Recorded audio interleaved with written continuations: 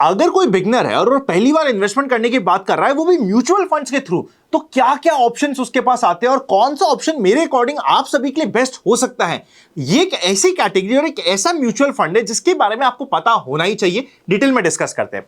देखिए, इससे पहले कि मैं कैटेगरी पर जाऊंगा और बाकी सारी डिटेल्स भी बताऊंगी किस तरीके से आपको फंड सेलेक्ट करना होता है, कौन से फंड्स अच्छे हैं, कौन से खराब कैटेगरी के फंड्स है, उससे पहले आपको ये समझना पड़ेगा कि कौन से ऑप्शंस आपके पास आ जाते हैं। अगर आप इन्वेस्टमेंट करना चाहते हो वो भी म्यूचुअल फंड्स के थ्रू, पहला ऑप्शन आता है आपके पास लार्ज कैप फंड्स। मैं लो रिस्क से लेके हाई रिस्क की कैटेगरी में धीरे धीरे जाता जाऊंगा और हर एक रिस्क में क्या क्या इंपॉर्टेंट पॉइंटर्स होते हैं वो आपको समझाता रहता हूं। सबसे पहली कैटेगरी आती है लार्ज कैप फंड्स। ये वो फंड्स है जो अपना पैसा इन्वेस्ट करते हैं इंडिया की लार्ज कैप कंपनीज पे। लार्ज कैप मतलब कि इंडिया की पहली सबसे बड़ी मार्केट कैपिटलाइजेशन के अकॉर्डिंग जो कंपनी आती है वहां से लेके 100वीं कंपनी, फर्स्ट 100 कंपनीज में इन्वेस्टमेंट करने का इनका बास्केट होता है। इन्हें हम कहते हैं large cap mutual funds. Second category आती है, उसे हम कहते हैं large and mid cap funds. ये वो फंड्स होते हैं जिनको मिनिमम टू मिनिमम 35% अपना लार्ज कैप में और 35% अपना मिड कैप में इन्वेस्ट करना होता है। लार्ज कैप मतलब इंडिया की पहली टॉप 100 कंपनीज मार्केट कैपिटलाइजेशन के अकॉर्डिंग। मिड कैप यानी कि इंडिया की 101 से लेके 250th, मतलब अगली 150 कंपनीज मिड कैप में आ गई। लार्ज कैप में भी 35%, मिड कैप में भी 35%, बैलेंस अपने माइंडसेट के अकॉर्डिंग कहीं पे भी इन्वेस्ट कर सकते हैं। थर्ड कैटेगरी आती है आपके पास multi cap funds. Multi cap वो कैटेगरी ऑफ फंड है जिनको कंपल्सरीली अपना पैसा 25% लार्ज कैप में, मतलब कि पहली टॉप 100 कंपनीज पे, 25% मिड कैप में यानी कि 101 से लेके 250th कंपनी में 25%, 25% स्मॉल कैप में। स्मॉल कैप यानी कि 250 फर्स्ट कंपनी से लेके आगे की जितनी भी कंपनी हुई वो सारी स्मॉल कैप हो गई। तीनों में 25% डालना पड़ेगा। बैलेंस उनकी मर्जी हो वहां पे वो इन्वेस्ट कर सकते हैं। रिस्क कैटेगरी में large cap comparatively low risk लेते हैं, फिर लार्ज एंड मिड कैप आता है, फिर मल्टी कैप आता है, फिर आता है flexi cap funds. Flexi cap funds का सिर्फ एक क्राइटेरिया है, वो large cap, mid cap, small cap कहीं पे भी इन्वेस्ट कर सकते हैं, पर मिनिमम 65% उनका इक्विटी में इन्वेस्टमेंट होना चाहिए। नेक्स्ट कैटेगरी आती है मिड कैप म्यूचुअल फंड्स। एक ऐसे म्यूचुअल फंड की कैटेगरी जो इन्वेस्ट करेंगे सिर्फ और सिर्फ 101 से लेके 250 यानी कि मिड कैप स्टॉक्स में ही, उसको कहते हैं हम mid cap funds. Last category आती है small cap mutual funds. Small cap mutual funds ऐसे म्यूचुअल फंड होते हैं जो सिर्फ और सिर्फ स्मॉल कैप स्टॉक्स में इन्वेस्ट करेंगे, यानी कि 251 मार्केट कैपिटलाइजेशन के अकॉर्डिंग जो स्टॉक आता है वहां से लेके जितने भी बास्केट है वहां पे वो इन्वेस्ट कर सकते हैं, बस स्मॉल कैप में। ये मैंने कंप्लीट आपको लो रिस्क से लेके हाई रिस्क के कितने आपके पास ऑप्शंस आते हैं ये सारे बता दी है, और ये सारे ऑप्शंस आपके सामने आ जाते हैं। इसके अलावा कुछ और भी कैटेगरी होती है, फोकस फंड्स और इवन थीमेटिक सेक्टर फंड्स भी होते हैं, पर उसको हम अभी डिफरेंट कैटेगरी में रखेंगे बिकॉज वो एज अ बिगनर आपके लिए है ही नहीं, वो आपको अपनी रिस्क प्रोफाइल के अकॉर्डिंग ही डिसाइड करना पड़ेगा। पर जो मेन कैटेगरी है वो मैंने आपको बता दी। अब इन सब कैटेगरी में से मुझे पर्सनल फेवरेट कैटेगरी कौन सी है मैं आपको सबसे पहले वो समझाता हूं। मुझे सबसे अच्छी लगती है लार्ज एंड मिड कैप की कैटेगरी टू स्टार्ट ऑफ।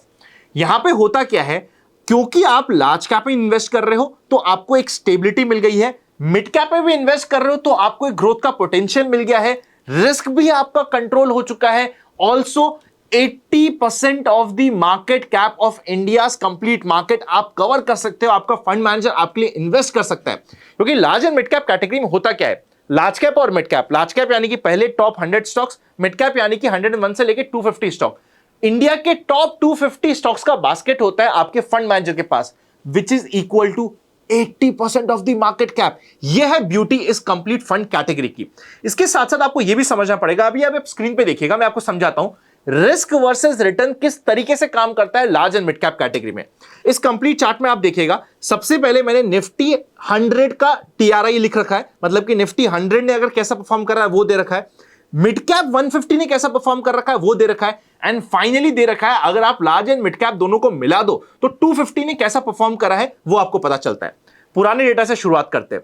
2015 में आप देखोगे कि निफ्टी 100 ने तो नेगेटिव रिटर्न्स दिए थे, पर मिड कैप ने 9% के पॉजिटिव रिटर्न्स दिए थे।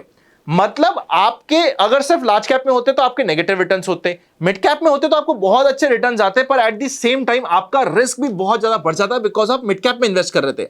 Large and mid cap category ने 4% के आपको आसपास के रिटर्न्स दिए, which is better than, rather much better than mid cap, at the same time returns भी अच्छे आ गए। अगर हम 2016 की बात करें, अगेन यहां पे आप चेकआउट कर सकते हो, लार्ज कैप ने 5% के दिए, मिड कैप ने 6.5% के दिए, आपके large and mid cap category ने 6% के दिए।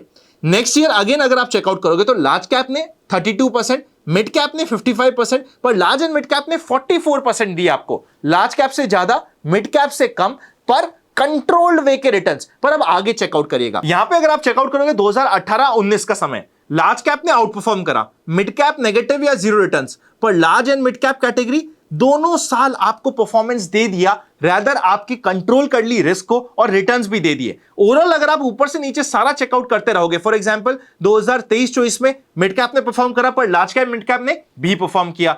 2025 में लार्ज कैप ने परफॉर्म करा 10% का, मिड कैप ने परफॉर्म करा 5.5-6% का, आपके large and mid cap fund ने परफॉर्म किया 8.19% का। और सबसे मेन बात है volatility, which is the risk factor. Large cap में कम होती है, मिड कैप में बहुत ज्यादा होती है, large and mid cap fund में कंट्रोल्ड होती है। अब इसमें आप समझ चुके होंगे कि अगर लार्ज कैप बहुत ज्यादा परफॉर्म कर रहा है तब भी आप ठीक कर रहे हो, मिड कैप बहुत ज्यादा परफॉर्म कर रहा है तब भी आप ठीक कर रहे हो, मिड कैप बहुत ज्यादा टूट रहा है तब भी आप बचे हुए हो लार्ज एंड मिड कैप में, बिकॉज आपके पास लार्ज कैप का एक्सपोजर है। अगर आपको कभी भी एक्सट्रीम वॉलेटिलिटी और करेक्शन भी आ जाता है फिर भी आपका पोर्टफोलियो कंट्रोल तरीके से टूटता है, बिकॉज यहां पे लार्ज कैप का एक्सपोजर आपको अच्छे क्वांटिटी में मिला हुआ है। तो ये आपको बेस्ट ऑफ बोथ वर्ल्ड देता है, रिटर्न्स भी आपको कंपैरेटिवली ज्यादा देता है, रिस्क भी आपकी कंट्रोल रखता है। नए नए इन्वेस्टमेंट करना आपने स्टार्ट किया है, large and mid cap category is the category जो आपको फोकस में देना चाहिए। अब आपको एक बार कैटेगरी समझ आ गई तो नेक्स्ट इंपॉर्टेंट पॉइंट ये आता है कि भैया मुझे फंड का सिलेक्शन कैसे करना होता है, कुछ इंपॉर्टेंट क्राइटेरिया पॉइंटर से समझाओ। एक इंपॉर्टेंट और सबसे बेसिक पॉइंटर से शुरुआत करते हैं। सबसे पहले मैं एक वेबसाइट पे आया हूं जहां पे जाके मैं ट्रेलिंग रिटर्न चेकआउट कर रहा हूं कि भैया पिछले एक साल में किसने कैसा परफॉर्मेंस दिया है। अगर आप लार्ज एंड मिड कैप की कैटेगरी चूज करोगे, रेगुलर फंड्स डालोगे और चेक करोगे कि पिछले एक साल के रिटर्न्स, ये होती है सबसे बड़ी मिस्टेक जो इन्वेस्टर करता है। वो देखता है भाई पिछले एक साल में किसने रिटर्न्स दिया है, अच्छा इसने दिया है, लो मैं इसमें इन्वेस्ट कर देता हूं। पर इस तरीके से आपको नहीं करना होता, आपको बाकी क्राइटेरिया चेक करने होते हैं, क्योंकि जैसे ही आप ये पीरियड एक साल से हटा के 3 साल करोगे तो क्या होगा, चेकआउट करिए। 3 साल में एक नया फंड आ चुका है, Motilal Oswal large and mid cap, और इसको हम एक बार एग्जांपल के लिए लेते भी है। यहां पे अगर आप यहां पे देखोगे तो एक साल में इसने कंपैरेटिवली अंडर परफॉर्म करा है, पर 3 साल में नंबर 1 रैंक्ड फंड है ये। पर अगर आपने सिर्फ एक साल, हमें क्या होता है जो रीसेंट रिटर्न होते हैं उसके ऊपर इतना हम फोकस करते हैं कि लॉन्ग पिक्चर को हम देख ही नहीं पाते।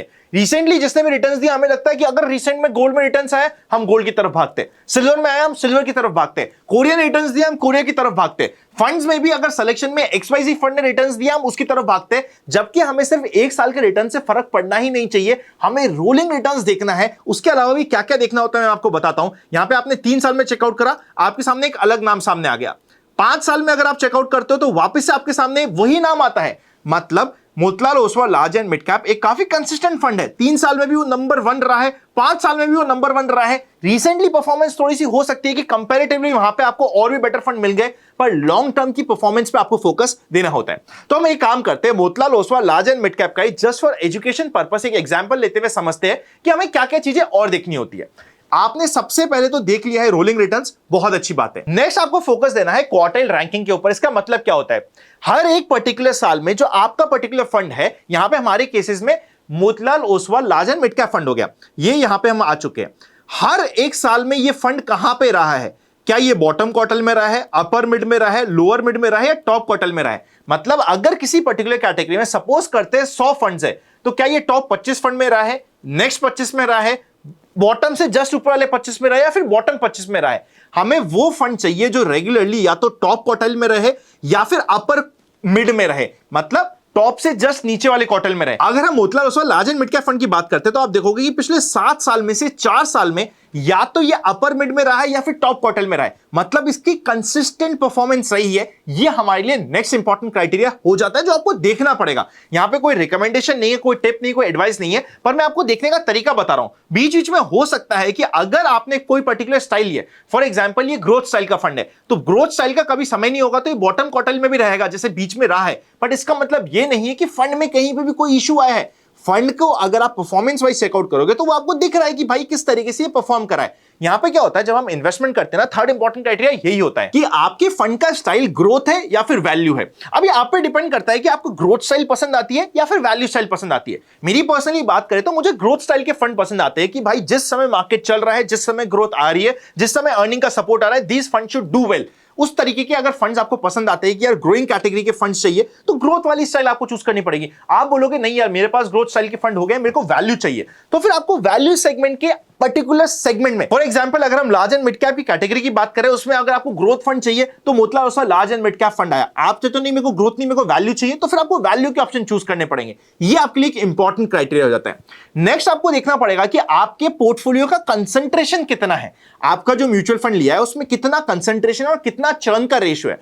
कंसंट्रेशन का मतलब क्या आपके पर्टिकुलर म्यूचुअल फंड ने कंसंट्रेटेड बेट लिए ताकि अगर वो परफॉर्म करे तो उसको हाई परफॉर्मेंस मिलनी चाहिए, पर हो सकता है कभी अंडर परफॉर्मेंस का भी समय आ जाए, पर कंसंट्रेटेड बेट होगी तो आपको पता चलेगा कि यार फोकस है फंड मैनेजर का, वो चाहता है कि यार जो मेरी बेट है उसका रिजल्ट सही हो तो मेरे को रिटर्न ज्यादा मिलने चाहिए। तो आपको देखना होता है कि क्या प्रॉपर कंसंट्रेशन है आपके पोर्टफोलियो का। कहीं ऐसा तो नहीं कि बहुत ज्यादा चर्निंग कर रहा है म्यूचुअल फंड मैनेजर की, भाई साहब वो आज कुछ ले रहा है कल कुछ ले रहा है, वो होल्ड ही नहीं कर रहा है अपने कन्विक्शन पे। ये सारे फैक्टर्स आपको देखने पड़ेंगे। फॉर एग्जांपल अगर हम large and mid cap fund की बात करें, यहां पे पोर्टफोलियो का कंसंट्रेशन कितना है आप मुझे कमेंट करिएगा। काफी कंसंट्रेटेड पोर्टफोलियो में, नंबर नहीं बता रहा बिकॉज आई रियली वांट कि आप भी थोड़ा स्टडी करें और डालें।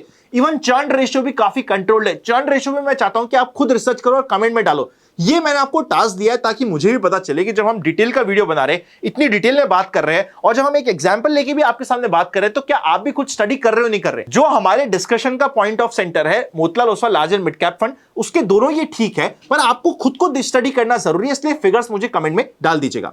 नेक्स्ट अगर हम Motilal as a fund house की बात करते हैं, आपको यह भी देखना होता है कि उनका माइंडसेट क्या होता है। फॉर एग्जांपल अगर आप मोतीलाल के माइंडसेट की बात करोगे तो ये लोग मेनली काम करते हैं QGLP के फॉर्मूले पे। अभी क्या होता है, quality growth longevity and price. मतलब क्या हुआ, सबसे पहले देखते हैं कि जो हम बिजनेस में जिसमें इन्वेस्ट कर रहे हैं, जिस कंपनी में इन्वेस्ट कर रहे हैं, क्या उनकी कोई कॉम्पिटिटिव एडवांटेज है या नहीं है, क्या एथिकल उनका मैनेजमेंट है या नहीं है, फंडामेंटल स्ट्रांग है या नहीं है।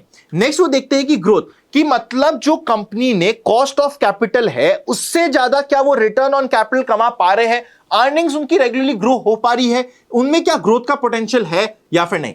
नेक्स्ट वो देखते हैं कि लॉन्जेटिविटी क्या है, मतलब जो बिजनेस ये कर रही है कंपनी, क्या आने वाले 10 साल 20 साल 25 साल तक भी कर पाएगी या इसके बिजनेस मॉडल पे ही कोई ना कोई इंपैक्ट आ सकता है। फाइनली देखते हैं प्राइस को। प्राइस यानी कि हम हाई क्वालिटी स्टॉक बाय कर रहे हैं, अच्छे फंडामेंटल के ग्रोथ स्टॉक्स बाय कर रहे हैं, पर क्या वो हमें fair and reasonable price and valuation पे अवेलेबल है या नहीं है, क्या फ्यूचर के रिटर्न की ग्रोथ है या नहीं है। तो आपको देखना पड़ेगा कि आपका पर्टिकुलर जो फंड हाउस चूज कर रहे हो उसका क्या माइंडसेट है, क्या वो माइंडसेट आपके माइंडसेट से मैच हो रहा है। फॉर एग्जांपल यहां पे ये कंप्लीटली ग्रोथ माइंडसेट का फंड होता है, ये हमें ध्यान रखना होगा। क्योंकि हमारी एक फंड की बात चली रही है, it is no recommendation, please consult your advisor before investing, but क्योंकि हम डीप रिसर्च कर रहे हैं, डीप बात कर रहे हैं, तो एक इंपॉर्टेंट पॉइंट भी आपको बताता हूं। जैसे मोतीलाल ओसवाल का क्या क्राइटेरिया होता है कि भाई साहब जो हमारे फंड का ईओएम है उसका 5% प्रमोटर खुद होल्ड करते हैं। So that is an important criteria कि भाई साहब जो प्रमोटर है उसको भी खुद के ऊपर भरोसा है, वो खुद अपने पोर्टफोलियो का एक अच्छा एलोकेशन डाल रहा है। तो इस तरीके से हमें ध्यान रखना पड़ेगा। फाइनली आपको देखना पड़ेगा आपके फंड मैनेजर का ट्रैक रिकॉर्ड। इसका मतलब क्या होता है, जो भी आपका फंड है उसके जो भी फंड मैनेजर है, उस फंड मैनेजर ने कैसा परफॉर्म करा है अपनी बाकी स्कीम्स में। सपोज करते हैं फंड मैनेजर के पास 4 या 5 स्कीम्स है, अगर वो 5 स्कीम में से 3-4 में अच्छा परफॉर्म कर रहा है, एक थोड़ा अंडर परफॉर्म कर रहा है, that is a good fund manager. Absolutely bang on with his mindset. हमेशा किसी फंड मैनेजर की 5 की 5 स्कीम परफॉर्म नहीं कर सकती है, पर क्या उसका ओवरऑल माइंडसेट क्या रहा है, उसने जो फंड मैनेज किया है उसका बुरे समय पे किस तरीके से उसने बाउंस बैक करा है। हर एक फंड की साइकिल होती है, उसको करेक्शन देखना पड़ता है, करेक्शन में कितने करेक्शन के बाद कैसे उसने बाउंस बैक करा है। उस तरीके से आपको फंड मैनेजर की एजुकेशन, उसका एक्सपीरियंस, उसका किस तरीके से फंड मैनेज करता है, कितना टाइम हो गया है, क्या माइंडसेट है, बाउंस बैक की साइकिल देखिए नहीं देखिए, ये सारी चीजों को स्टडी करना पड़ेगा, फिर आप अपने एक बेस्ट फंड तक पहुंच पाओगे।